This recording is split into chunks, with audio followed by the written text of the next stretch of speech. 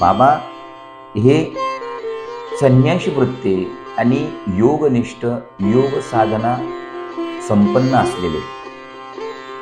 आता पहिला शब्द जो वापरला बाबा संन्यासी वृत्तीचे, तर संन्यासी म्हणजे कोण? तर माझ्या ज्ञानोबारायांना विचारलं की माऊली संन्यासी कोण, कोणाला संन्यासी म्हणावं?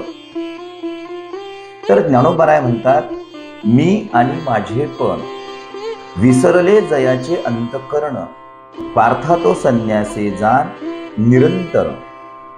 ज्ञानोबाराय म्हणतात, ज्याचं मन मी आणि माझं हे तत्व विसरलं, असा जो आहे, असा दिव्य पुरुष, असा परमपुरुष तो संन्यासी आहे. संन्याशी फक्त वेशाने नसावा, संन्याशी हा अंतकरणाने असावा. नाहीतर मग संन्यासी म्हणायला नाथबाबांना जरी विचारलं तरी नाथबाबा सुद्धा म्हणतात संन्याशी. मग असे अनेक नावारूपाचे संन्यासी खूप आहेत.